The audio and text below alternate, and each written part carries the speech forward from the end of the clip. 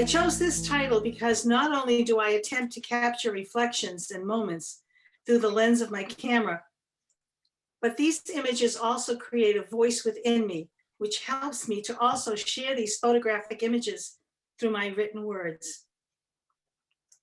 Why photography? My love of photography began at the age of 10 with my first Brownie box camera. I later painted in oils for several years, but eventually returned to my first love, photography, although I do enjoy painting in oils and sometimes acrylics.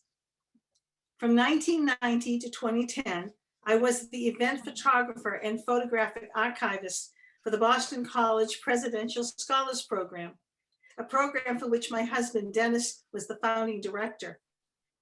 Part of the 4-year program involved our traveling to France for over a month, which resulted in my having the opportunity, excuse me, to travel to other European countries as well. During this time at BC, I took several photography courses back when it was all film photography. I will always remember that one year of the many we traveled when I was carrying 3 cameras plus my video cam. One was a black and white film camera, one a color film camera, and my first digital camera.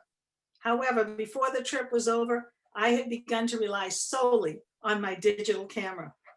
Having experienced problems when going through airport security, when the x-rays caused my 36 to 40 rolls of film to become compromised, it became all digital from then on.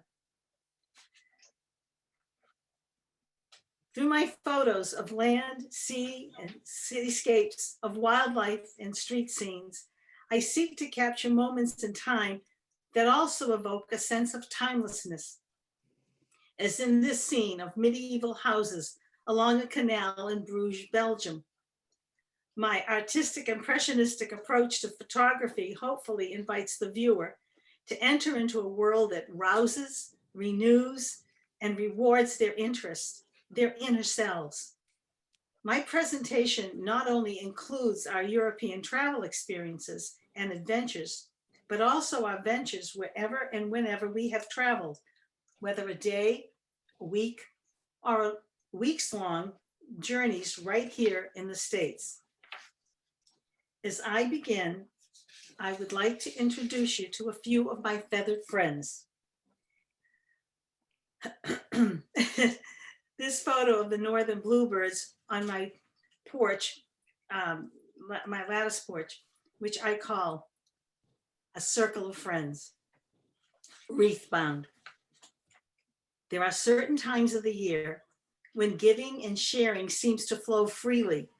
And as I encountered this moment captured with my camera, this circle of feathered friends appeared to be doing exactly what we are all encouraged to do, most especially during these difficult times: to give as generously as possible, to share whatever we have, be it a simple smile or a donation or helping a neighbor or stranger, all the while reminding ourselves to pray for others when we are unable to be totally present.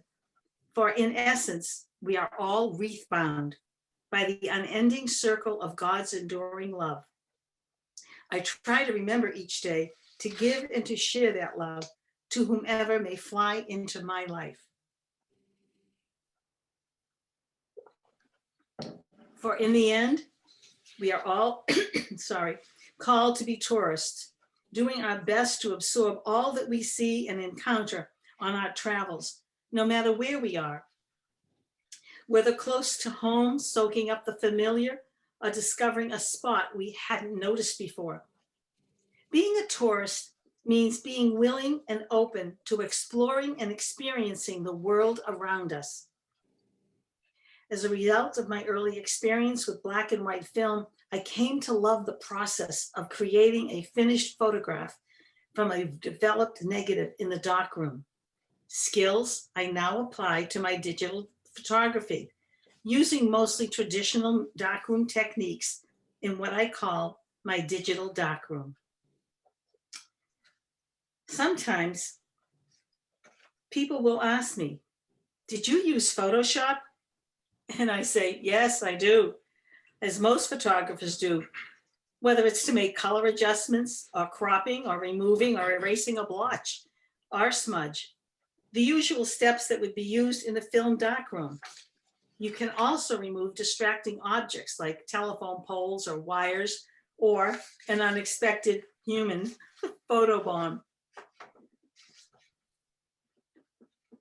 We were in the medieval city of Bruges in Belgium when my attention was caught by this beautiful scene of a bridge spanning over the canal, its underside lit by the sun and the buildings reflected in the water. But as I looked closer, I noticed the pollen and flower petals in the water, and immediately I thought of Van Gogh's Starry Night.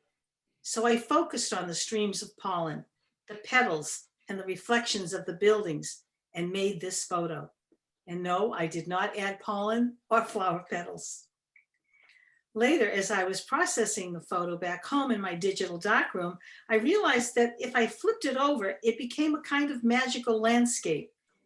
And that's how I have printed it ever since. There are many ways to use Photoshop to transform a photo by inserting objects or adding effects to create a whole new photo.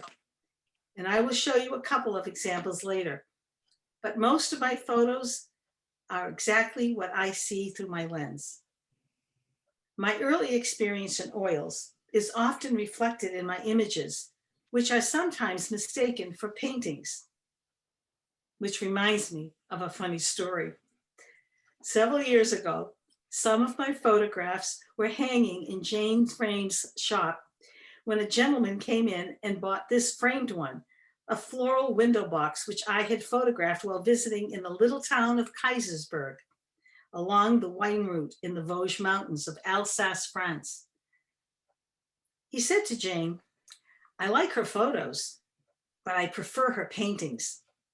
To which Jane answered, "They're all photos." As the saying goes, a picture is worth 1,000 words. I would like to share with you some examples of my work. Having been fortunate to travel abroad for many years, I was able to experience so many aspects of art in the world, not just in museums, but all around me, whether walking down a street or exploring sites.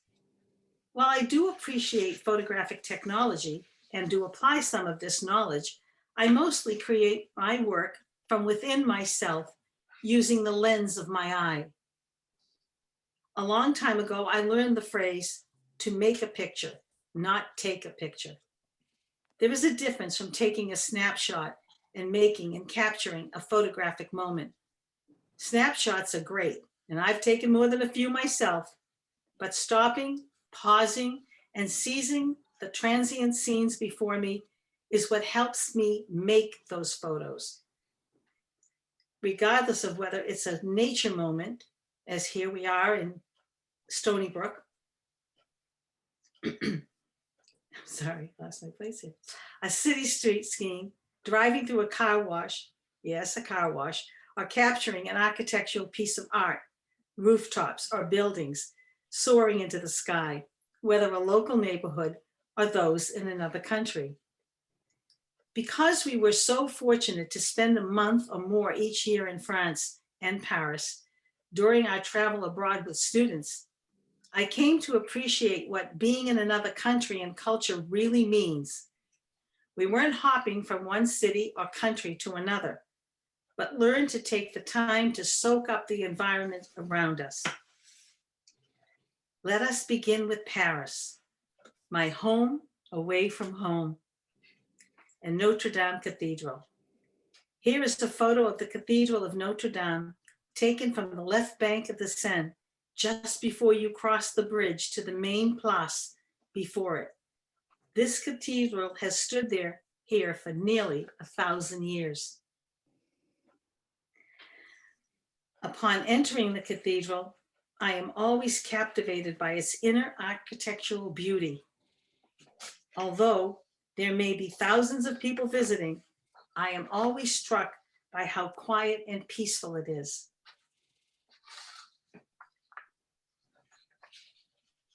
While visiting Notre Dame Cathedral a few years ago, I encountered this scene in one of the many alcoves along the side aisle that has stayed in my mind and heart to this very day. Seeing this beautiful moment captured my heart. Discovering these two couples lighting candles while remembering those in need, those they promised to pray for, just as we've done for those we love, those for whom we have promised to light those candles of hope and love, to bring comfort and to bless the future with hope. One of the many aspects of visiting Notre Dame Cathedral, which I enjoyed, being able to climb the 387 steps to the top of the towers, which offered me the opportunity to view the amazing city of Paris from on high. Ascending those stairs was and is a definite challenge. And after climbing to the top a second time, I told my husband that if I ever suggest we climb them again, he could whack me on my head to remind me we're not doing this again. Can you see those? I'm going to just show you this next picture here. And can you see those tiny dots up there between the towers? They are not dots. Those are people. But the views were definitely worth the climb. Being able to photograph the back of the nave of the cathedral while looking down at the green statues of the apostles and the flying arching buttresses was a gift. And you can see them now. I can't point them to you, but I'm sure you can spot them.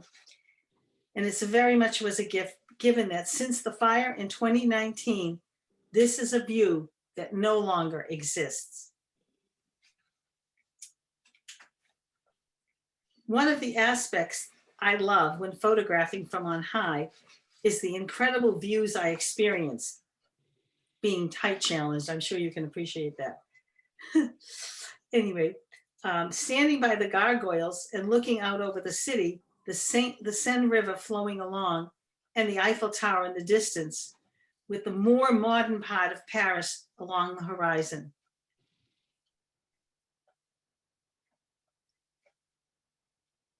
Often, inanimate objects can bring to life the most ordinary experiences simply by causing us to not just look at this gargoyle, for example, but to imagine being that gargoyle, sitting atop one of the towers of Notre Dame Cathedral, sitting and leaning forward, our cheeks resting in our hands, our eyes taking in the aerial view of Paris, seeing so many people bustling about the Latin Quarter or beyond. This stone-carved gargoyle, weather-beaten, with chips and dings and wings and horns that adorn his head, seeming to pensively be reflecting in all that is before, beneath, and around.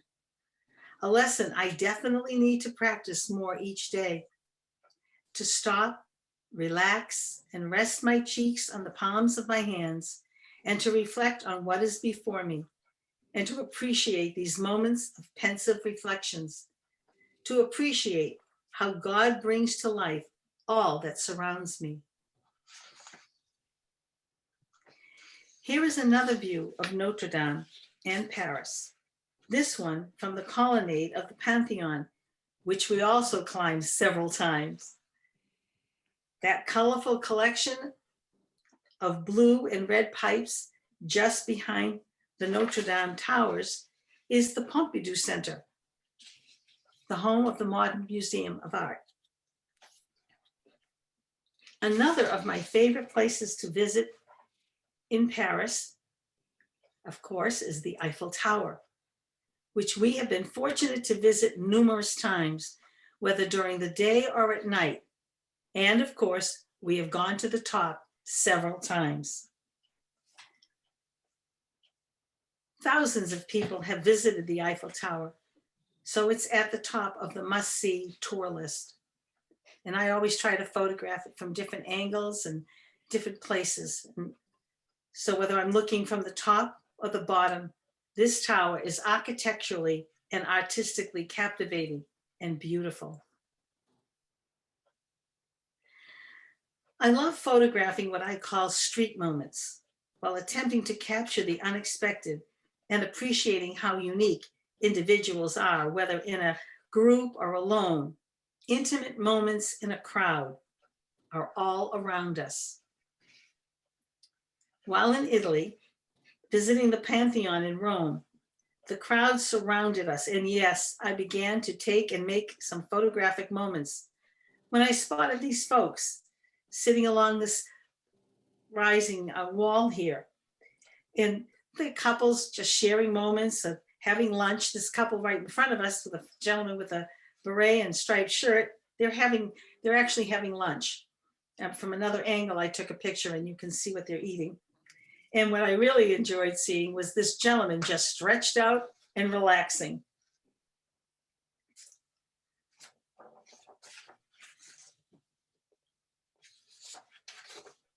Back in Paris, when walking about the Place near the Pompidou Center, the Stravinsky fountain sculptures always caught my attention, as they did this young boy. Now, if we were all standing there with him and we could turn around and look behind us, we would see lots and lots of people. But this little fellow was drawn into the creativity of these fountain characters. While exploring the area around Montmartre in Paris, I encountered these women and gentlemen relaxing on a bench near Abbesse in the midst of one of the many flea markets that flourish in this city of light. The mauve-colored hair of the woman on the left side caught my attention. She was engaged in a lively conversation with the woman in the red sweater, while the woman between them seemed to be in another place entirely.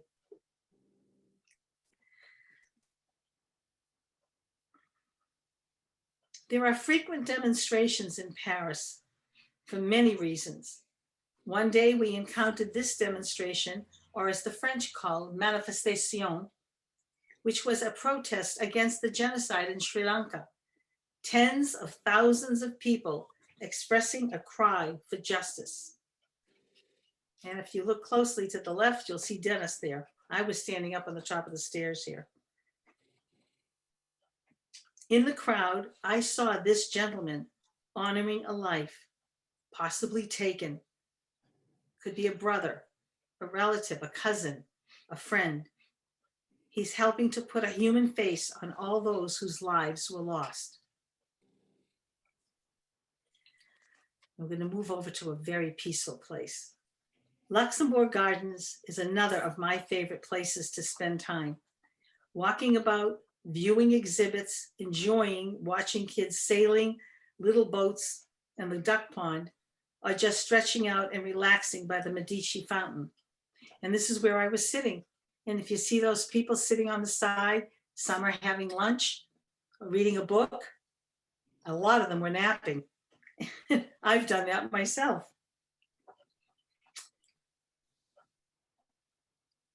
The concept of architecture as a form of art has always intrigued me and is something I really appreciate and try to capture with my camera's lens. There is something majestic about a building standing silhouetted against the sky, like this view of the Duomo in Florence, Italy. And all of the little intricacies of the architecture is just amazing. And the harbor towers in Boston, framing the Custom House Tower, seen from a boat in Boston Harbor.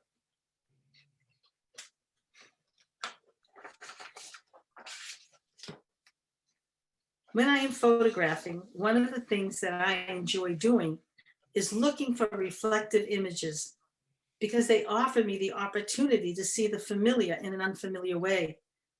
One example is this photo taken while I was in downtown Boston, walking along the Greenway. There before me stood a beautiful all glass high-rise, and mirrored in its window was another building across the way. Its reflection filled my eyes as it seemed to be engulfed by the late afternoon's intensely blue sky. The reflected building in itself was just an ordinary structure that I might have looked at once and moved on.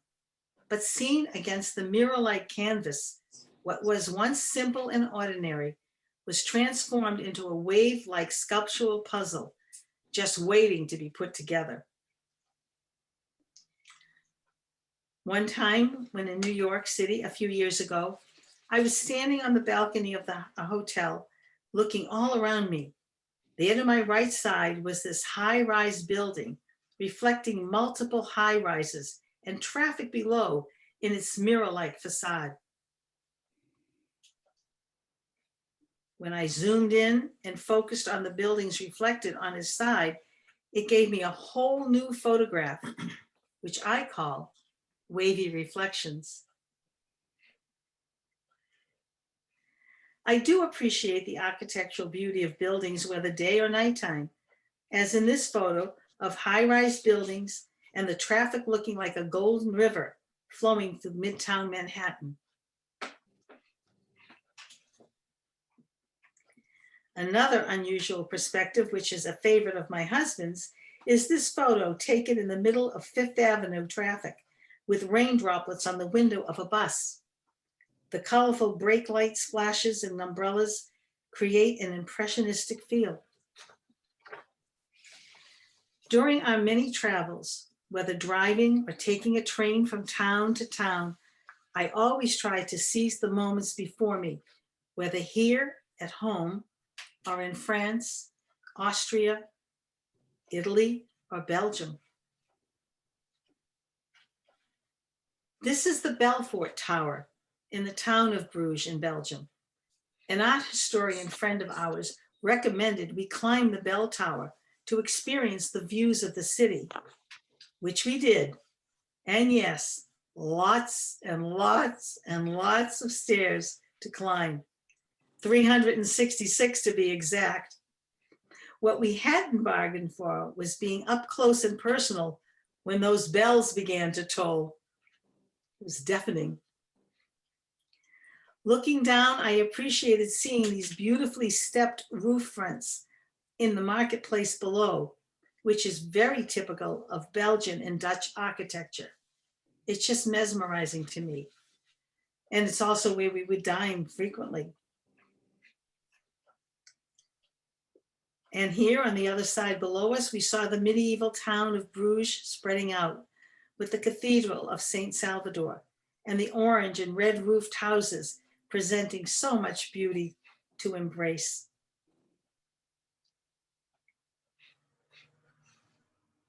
Sometimes getting a great photo means being in the right place at just the right time. When visiting the city of Amsterdam in the Netherlands, we were blessed to visit the house of Anne Frank.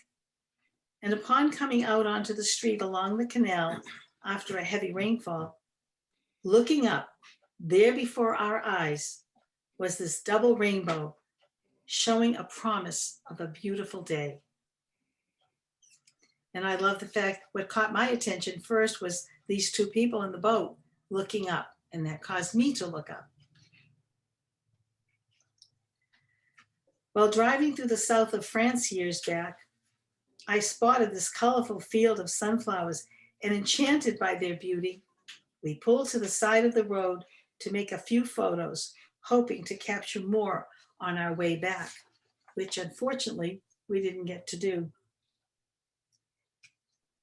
Spending time in Italy has been such a gorgeous gift, not just for my eyes, but for my heart and soul. A dear friend advised me that if we ever got to travel to Italy, we had to visit Assisi in the Umbrian Hills, and we did twice, staying at a local convent just across from the Basilica of St. Francis. Definitely a place I would return to again and again.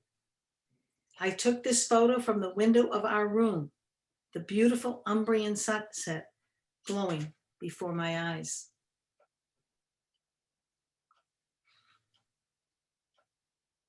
Walking about in Assisi is beautiful, but not easy.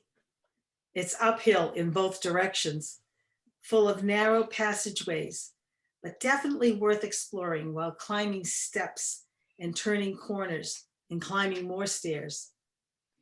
And people always have their potted plants and flowers. It's just beautiful to see. Those Roman arches are so graceful and invited me to seize those moments. Wonder what's around that corner. When we traveled to Austria, I was overcome by the beauty of the Alps. We took the cog rail to the top of Mount Schafberg in the Salzkammergut region. And while sitting atop this beautiful mountain, I actually sang, "The hills are alive." And yes, Dennis took this photo. Turning around, I saw this dramatic view of row after row of mountains stretching into the far distance before me. And people, I guess they're called hang gliders. I'd be sitting there or standing there and there'd be this whoosh by my shoulder and somebody would be jumping off the mountain, which I would never do. Mountains have always captured my attention. While hiking in the White Mountains in North Conway, New Hampshire, I came across this beautiful, peaceful vista. We did a lot of hiking then. Now I have a passion for the ocean, whether low, mid, or high tide, because those scenes change constantly as the waves roll in and out.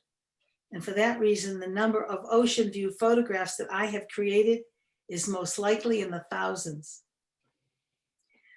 For when waiting to make just the right photograph, I will sit or stand or walk for hours, capturing moment after moment, while those crashing waves roll onto the shore along the beach, as in this photo of a sailboat just beyond the breakers. Walking along the marginal way in Ogunquit, Maine is another favorite place where I enjoy every second. Oop, sorry about that. We'll be back there in a minute. Okay. You there? Anyway, it's beautiful watching this, savoring the saltwater misty air while watching the waves crashing on the rocks below. And just the birds flying around, it's really kind of cool. I've learned that patience is essential. For example, to make this photograph of Nubble Lighthouse in York, Maine, I spent a long time and took over 100 photographs, attempting to catch the crashing surf at just the right moment. Here is one of many examples.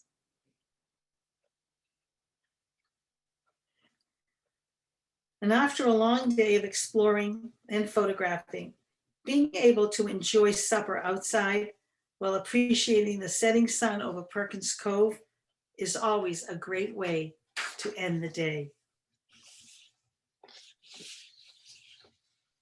A few years back in the fall, while traveling in upstate New York through Cooperstown, Skaneateles, Auburn, the Finger Lakes region, down to Ithaca Falls, the towns and countryside completely captured me with its charm and autumn beauty.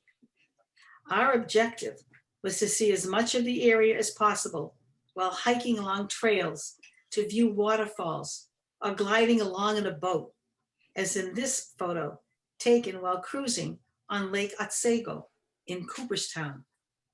And yes, we went to the Hall of Fame too. Stopping to photograph a bridge, we found ourselves parking by an old mill, the Seneca Knitting Mills, now long abandoned. Its walls crumbling, but its facade still standing. And as we walked about, the remains of an old mill window caught my eye as a blazing red leaf vine created an unexpected decorative frame. I like to think of it as a reclamation project created by nature. As we continued our exploration of the Finger Lakes region, we came to Ithaca Falls, one of our goals.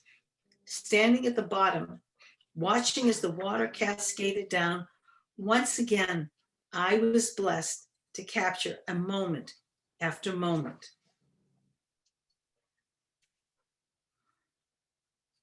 This is a moment where I was so focused on the golden reflections that I hadn't realized that this handsome blue heron had been quietly standing at the base of the falls. I zoomed in to make this photo and patiently watched him until he took flight. It was only when processing my photos that I realized that I had caught more than just a blue heron in flight, but his shadow as well. I entitled this, Me and My Shadow. Well, would love to share more of my approach to photographing birds in flight, or those visiting my feeder or sitting in our cedar tree. I will save it for another time. Instead, as I promised earlier in my talk, I will share a few examples, or actually a couple, of how I have used Photoshop more creatively to transform photos. I took this photo of these hand-blown glass wine jugs in the courtyard of a tea shop while visiting the ancient town of Vesoul in the Burgundy region of France. I stepped inside the courtyard to experiment, courtyard photographing before hurrying to catch up with our friends. I decided to experiment in Photoshop, applying a combination of filters and other digital tools, and transformed it into this mosaic-like photograph. Another example of a digital experiment is this photo of a Cooper's hawk who had perched on a fence post in my yard, which after a few similar transformations became this mosaic gem. Sometimes you can find fascinating photos in the most unlikely places. Remember I mentioned a car wash? Well, for example, one day I was going through the car wash and I took several photos just as an experiment. This one has a mysterious quality about it. Well, this one totally stunned me. I did not manipulate this photo, folks, in any way. This is exactly what my camera saw. And I call this a Technicolor car wash. My cameras are not just point and shoot tools, but are my tech brushes, helping me to capture and grasp life's unexpected moments, or to create a moment reflecting how life seems to be but a blur or a swirl, sweeping us up for the ride. I would like to leave you with a photo of the setting sun across the street from my home. It's been said that tomorrow is promised to no one. But when I see sweeping, swirling clouds against a brilliantly blue sky, just as the sun begins to slip below the horizon, for me, tomorrow becomes a beautiful possibility. And when I look up with my eyes focused on the ever-changing beauty before me, my hope is for a tomorrow when I will hopefully be able to continue on my journey, my ongoing pilgrimage through life, with all its bumps, curves, and highs, along with the unexpected dips, all the while attempting to share with those I encounter whatever joy and comfort I can offer. I hope that my daily photographic pilgrimages will create ripples and then waves, and then perhaps impact those along the pathway of my daily travels. And more often than not, a simple smile when passing a stranger can often make all the difference in that person's life, creating the promise of a brighter tomorrow, which is what I hope my photography encourages. Finally, what does being an artist really mean to me?